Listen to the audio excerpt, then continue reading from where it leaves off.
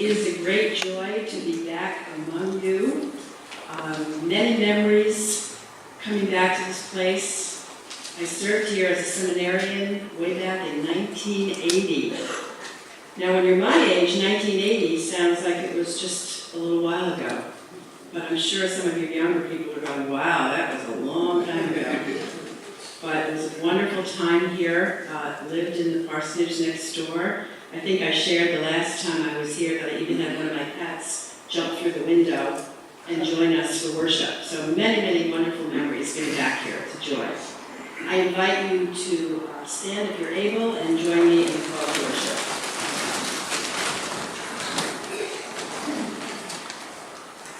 Let us worship the eternal God, the source of love and life, who creates us. Let us celebrate Jesus Christ, the risen Savior, who lives among us.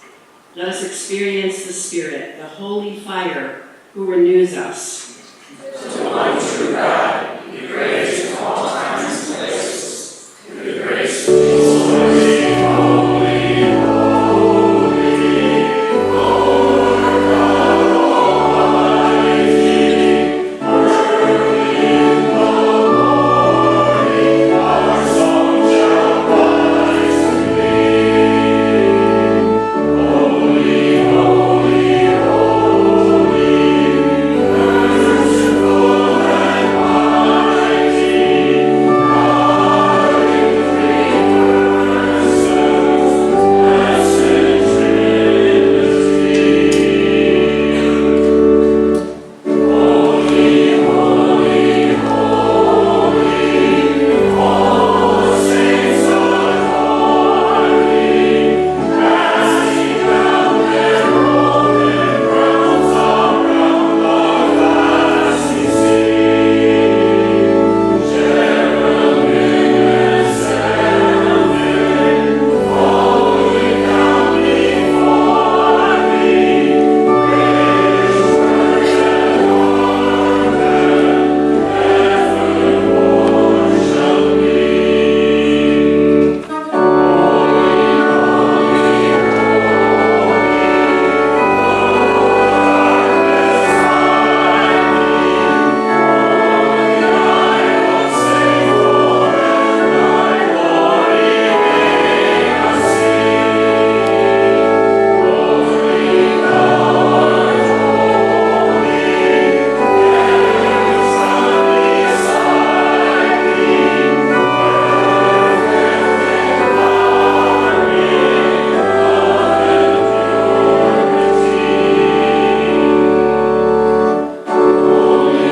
holy,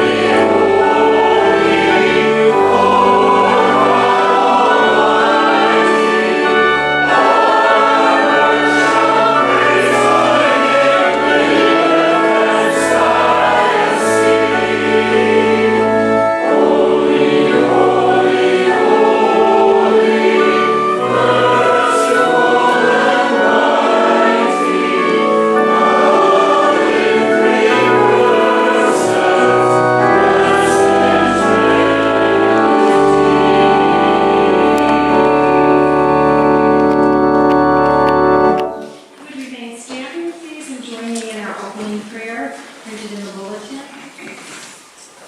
God of spirit and flesh, God of heaven and earth, we stretch out our arms in need of you.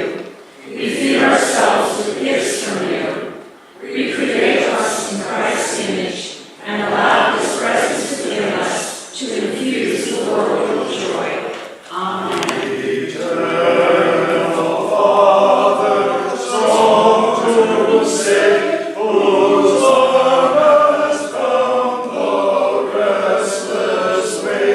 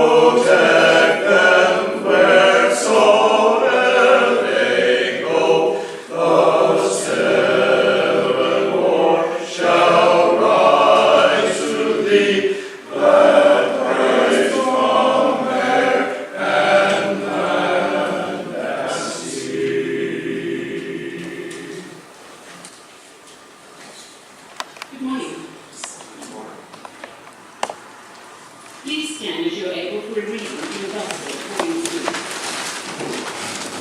Jesus told this parable to people who were sure of their own goodness and despised everybody else. Once there were two men who went up to the temple to pray. One was a Pharisee, the other a tax collector. The Pharisee stood apart by himself and prayed, I thank you, God, that I am not greedy, dishonest, or an adulterer like everybody else. I thank you that I am not like the tax collector over here. I fast 2 days a week, and I give you 1/10 of my income. But the tax collector stood at a distance and would not even raise his face to heaven, but beat on his breast and said, God, have pity on me, a sinner. I tell you, said Jesus, the tax collector and not the Pharisee was in right with God when he went home. For those who make themselves great will be humble, and those who humble themselves will be great. This is the word of God. Thank you, God.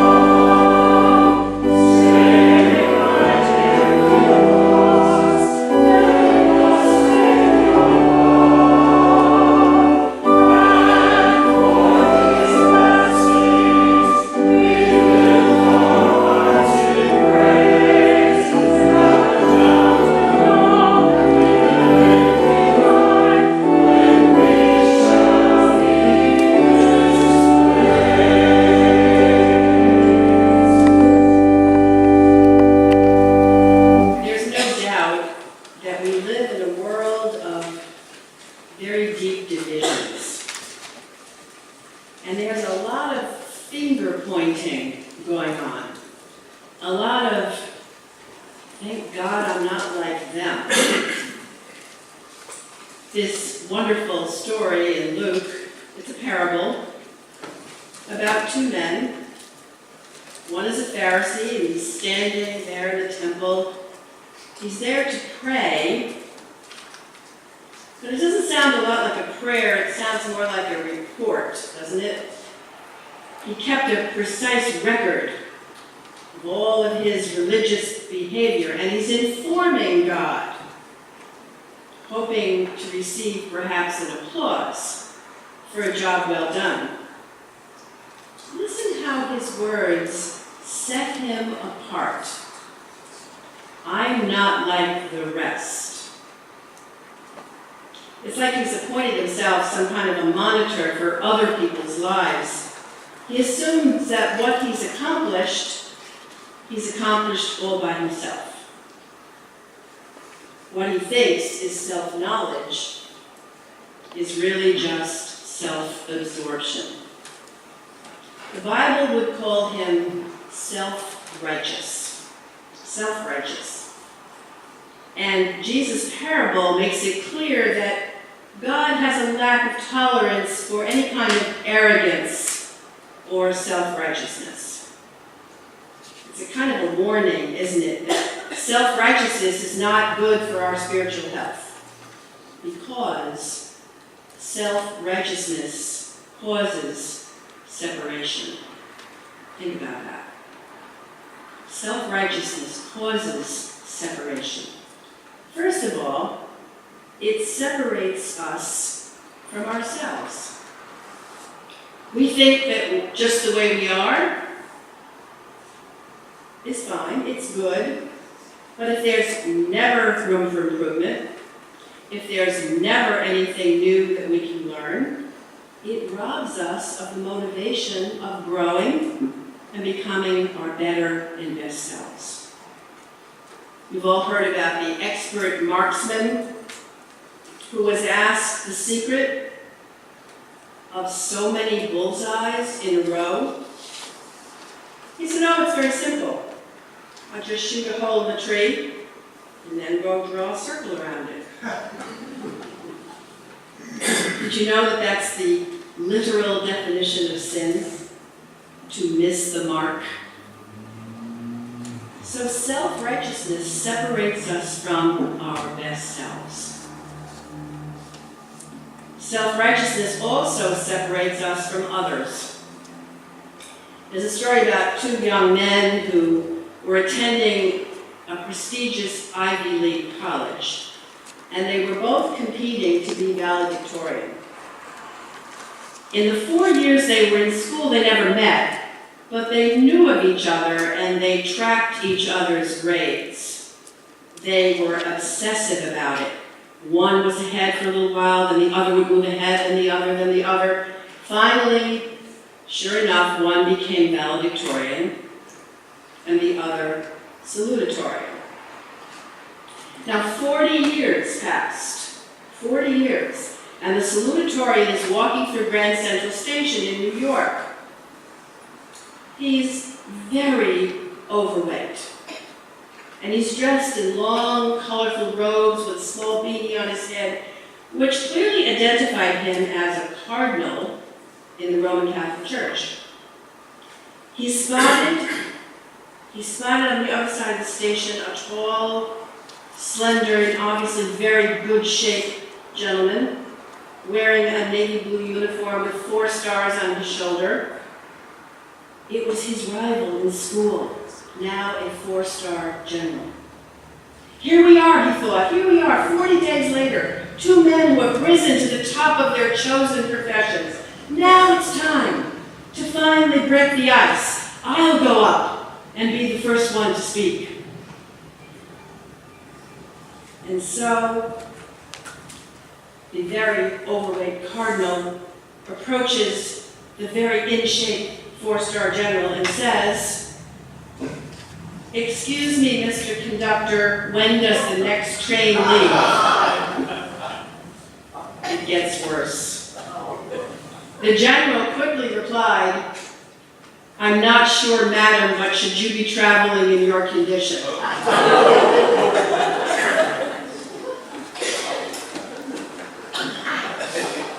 Self-righteousness separates us from ourselves. Self-righteousness separates us from others. Self-righteousness also separates us from God. The story goes that the King of Austria died and his friends accompanied him to the pearly gates. "It's the mighty king, the ruler of the nation." And a voice replied, "I don't know him. Who is it?" "It's our great military hero responsible for countless victories."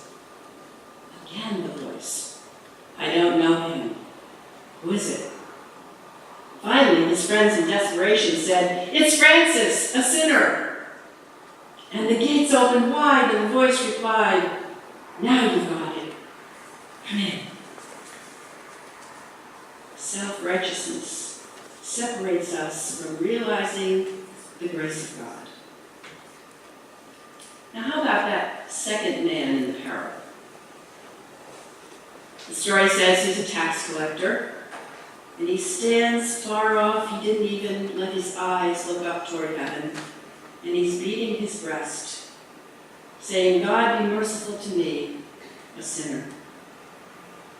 The tax collector has no list, no report. He doesn't list any deeds, good or bad, for God to punish or approve. He doesn't mention other people's lives. And every time he beats his own breast, he wakes his heart up a little more to any illusion. He simply offers an unembellished, humble prayer for mercy. And Jesus says, He is the one who went home justified. And then those beautiful, familiar words, "All who exalt themselves will be humbled, but all who humble themselves will be exalted." It's about humility. It's about graciousness. It's about being filled with God's grace. We subscribe to the Connecticut Post. It's not one of the most prodigious newspapers in the country, but once in a while there's an interesting something in it, and I clipped this out for today. I thought it was appropriate. It says, whether or not you think that Abraham Lincoln was the greatest American president, he was certainly its most gracious.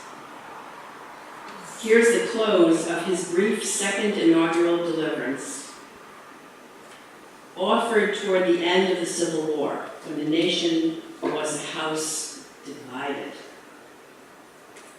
He says, with malice toward none, with charity for all, with firmness in the right as God gives us to see the right, let us strive on to finish the work we are in, to bind up the nation's wounds, to care for him who shall have borne the battle, and for his widow and his orphan, to do all which we may achieve and cherish a just and lasting peace among ourselves and with all nations.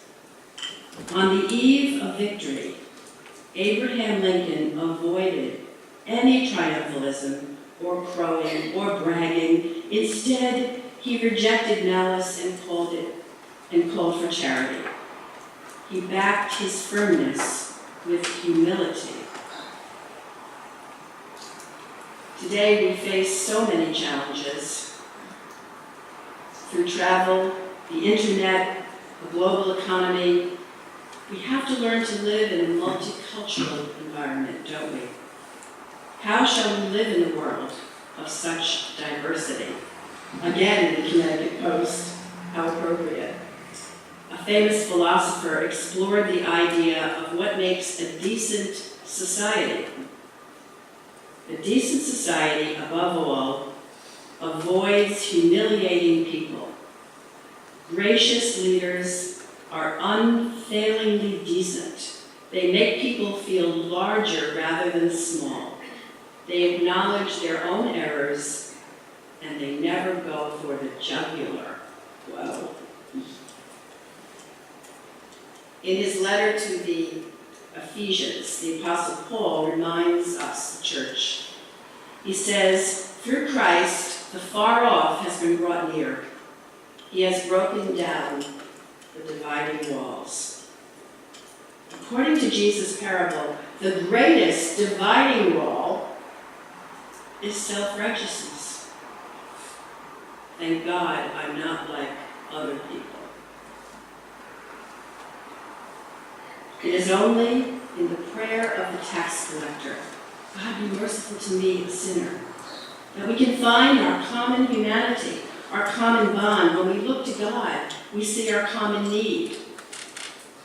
In God, we can find unity in diversity because there is unity in humility. Humility unites, while self-righteousness divides. If you remember nothing else, that's it. That's the guts, if you will, of the sermon.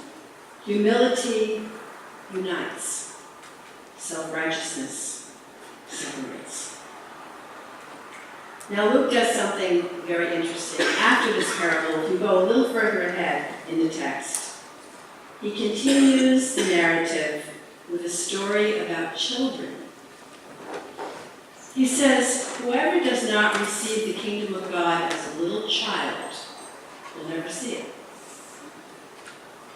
Perhaps in this world of so much self-righteousness, crimes against each other just because we're different, we need the children to teach us. Tommy is in the first grade. He's very nervous because it's his first day of school. And he's sitting at his desk, and all of a sudden he feels a warm puddle around his feet, and his lap is all wet. Tommy sends up an emergency prayer. God, you gotta help me, and it's gotta be right now. Just then Susie comes walking toward him carrying a huge fishbowl filled with water. Oops! She trips and spills the water all over Tommy's lap and all over the floor. Tommy whispers, "Thank you, Jesus." The class turns on Susie, calling her a stupid klutz. Tommy goes to the nurse and has given dry clothes, and all day Tommy is the object of sympathy, while poor Susie is the object of scorn. Now, at the end of the day, the children are all standing at the bus stop, and Tommy spots Susie. He walks up to her when nobody else seems to be watching, and he says, "You did that on purpose, didn't you?" And Susie just smiled and whispered, "I wet my pants once, too." There it is. Love at its best. Its clumsy, humble best. That kind of humble love that sees deep down that we're all alike, that we all have the same needs. The parable asks us, how does God find us this morning? How does God find our church? How does God find our nation? We can be separated from our best selves. We can be separated from others. We can be separated from God by prideful self-righteousness. Or we can embrace all God's people as God's children, sinners in need of God's mercy. Humble yourself in the sight of the Lord. Humble yourself in the sight of the Lord, and God will lift you up higher and higher, and God will lift you up. Amen.